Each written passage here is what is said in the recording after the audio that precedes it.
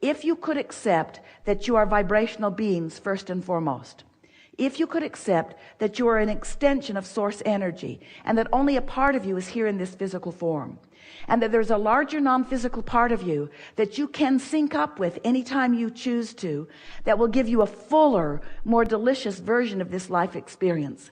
And if you can accept that every time you sift contrast, you give birth to a rocket of desire, which is gathered in a vibrational reality. We've been calling it your vortex of creation.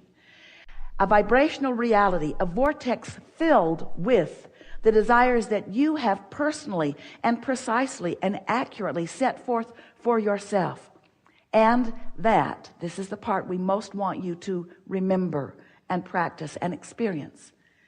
Once that vibrational reality exists, and it does, that you can, with much greater ease than you've been allowing, bring it from a vibrational reality, which you can sense, into a full realization where you then can see it and hear it and smell it and taste it and touch it.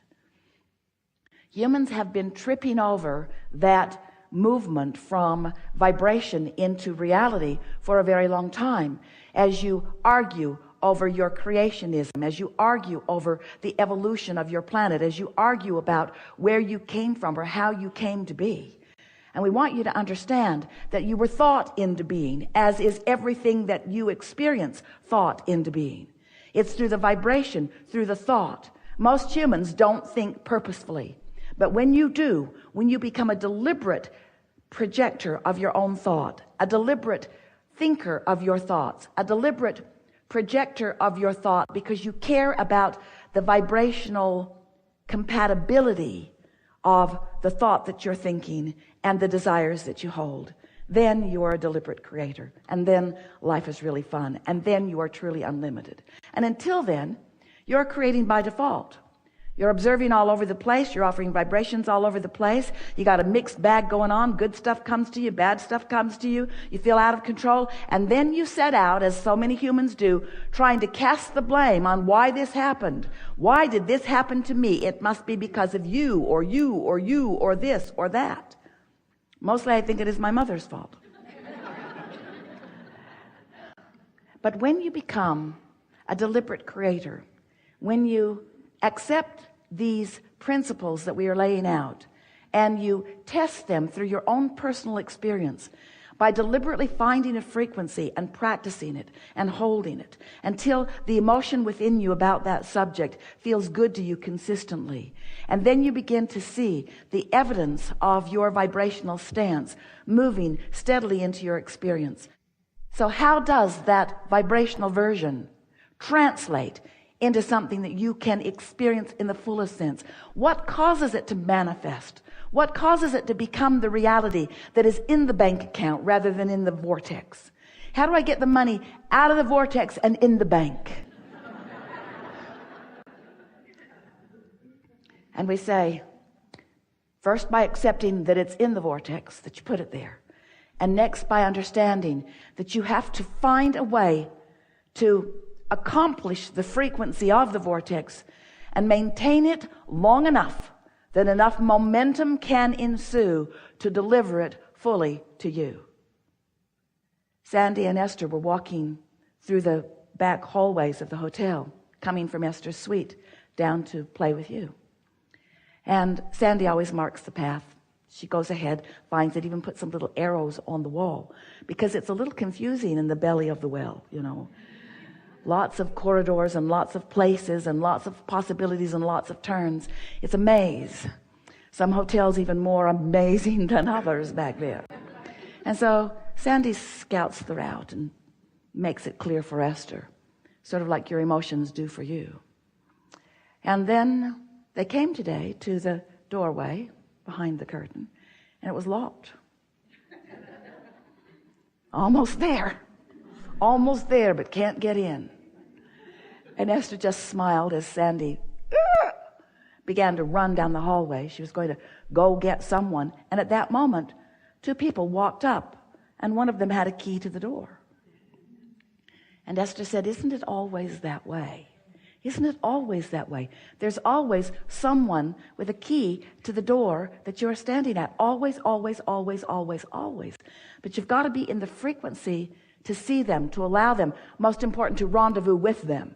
That could have been different. The door could have been open as it usually is. But how fun it was to come to a door that was locked and 30 seconds later have it opened by someone who just came around the corner. And that's the thing that we want you to understand. Sometimes you stand there and you can't see the open path that you think you need. But we promise you, there's someone right around the corner with the key to the path. You just have to chill out. You just have to not worry so much about it. You have to not be concerned about locked doors, because there are no doors that are truly locked to you. And if we can convince you that a vibrational jump is what your work is, period, that law of attraction will bring all those with the keys. It's just the vibrational jump that you're looking for. The vibrational difference. An emotional countenance that is more like ease and flow and positive expectation and fun and exhilaration, rather than doubt and worry and fear and concern. So it's our promise to you that you'll do some shifting today, because you just can't play in an environment like this without shifting. It's also our desire to explain to you that we understand where you are. You're doing really well. It's pleasing to us that you want to be here on the leading edge. Esther is so enlivened by the nuggets that she knows we will all discover today. The new way of having an experience together. The new clarity that is certain to be yours. The new understanding that is certain to be yours. And most of all, the new vantage point, the new set point, the new relationship with life, the new relationship with everyone you know. I've really been practicing this being deliberate. It's sort of amazing. Well, nothing less than that feels as good. It's fun to stumble on conditions that are pleasing, but it's ever so much fun to plan them and practice them and anticipate them and then experience them. Isn't it? Isn't it? Isn't it? Isn't it? It's incredible. Yeah. So I said earlier, because I was the greeter, I'm going to be the first one. I didn't say it to anybody but me. And us. You think what you think is a secret?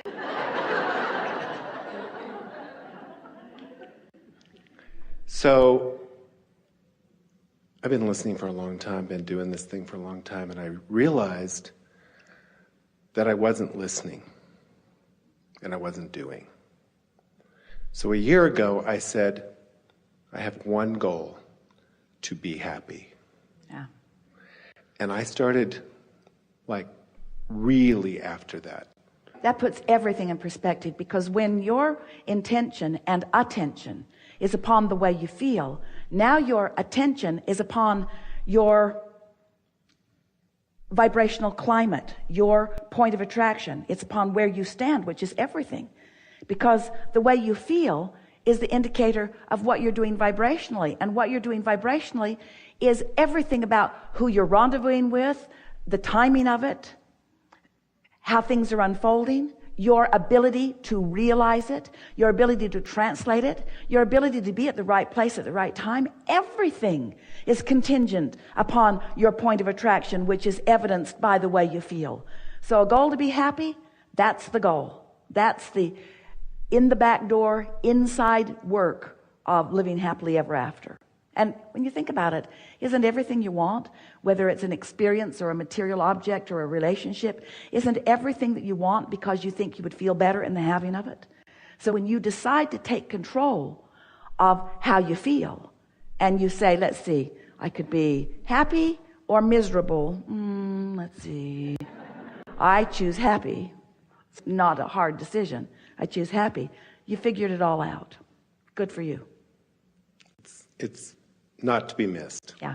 So after I decided that, I was kind of messing with it. And I was like, okay, I won't foster a bad thought for more than 3 minutes. And then I got down to 2. And then I was like, wait a minute. She said 17 seconds. And I'm at 17 seconds now. I won't even 2 seconds. Someone asked the question the other day, how do I get rid of doubt? And we said, before you get it. Which is not the answer you want to hear. We know it's just irritating. But when you understand about momentum, and law of attraction is the reason for momentum. So once you get going on a thought that doesn't feel good, momentum ensues, doesn't it? And pretty soon you're remembering things from the past, and you're rendezvousing with others that have the same issues and complaints, and then you start creating new experiences that are evidence of the way you've been feeling. And so momentum gets going, and if you're not sensitive to how you're feeling early on, so you don't stop the momentum when it's easy in the early stages, as you are describing, but you let it get going, then there's really often not much you can do about it until something breaks the momentum, like going to sleep or meditating. Sometimes someone with a very strong energy can come into your experience and they can dominate it, and if you focus upon them long enough, your energy will shift. But you don't say it, but it's like you mean it. Abraham, I've fallen out of an airplane and I don't have a parachute, and could you please explain to me what my best course of action is now? And we say, hang on, it will be over in a little while, because momentum is momentum, and sometimes the momentum gets underway. But when you are aware of momentum and you are aware of law of attraction, and you know what we know, that when you hold a thought for as little as 17 seconds, more momentum happens because another thought like it joins it. And then another 17 seconds, more momentum and more momentum. And whether it's a thought about something wanted or unwanted, momentum is happening. So if you are not caring about the way you feel, as Esther told us many times in the beginning of these conversations, I think I'd rather be right than happy. You ever been in that situation? Sort of conversing with someone in the beginning turns into an argument soon enough, but you know that your perspective is right, and they know that their perspective is right, and you really want them to understand that your perspective is right, and so you keep talking about it until there's enough momentum that's going that you make your perspective right. Esther would say to us, Abraham, but it's true. It's true. Why would you not want me to verbalize these factual evidences? It's true. And we say, well, the reason they are factual evidences is because someone made them true by focusing upon them. Do you want to do that too? Oh. That sort of puts fact and evidence in a whole new place, doesn't it? So when you decide that you want to be happy, it sort of makes you not want to watch some of those television programs. When you decide that you want to feel good, it sort of makes you want to put some separation between you and some facts. Some facts that are certain to activate some vibrations within you that are going to prevent you from being one who easily receives what you've put into your vortex of well-being, you see. We're appreciating you bringing up the 17 seconds because we like talking about momentum, because this is a conversation about law of attraction, because you have a point of attraction that law of attraction is responding to. That's all that we're talking about all day, every day. So when you get it, that you have a point of attraction and that you're emanating some signal based upon what's active in your thought process at the time, and that equals your point of attraction, and that more thoughts like it are on the way to it, it's like putting your car on the top of a hill and deciding that you'd like to practice gravity and momentum. So you take it out of gear, you take the parking brake off, and you just nudge it just a little bit. Doesn't take much, does it? Just bump it a little bit from behind. Doesn't even take 17 seconds, really. Just nudge it. And it will begin to move. Now, if you come to your senses, as our friend's saying, 17 seconds, he doesn't let the momentum get going. You jump in front of your car, and it just bumps up against you. It doesn't hurt you one bit. There's not enough momentum. And it stops. But you wouldn't want to be at the bottom of the hill stopping that momentum, would you? And so that's the point that you're making, and it's the most important point, because you do have control over which thoughts you give momentum to and how much momentum you allow.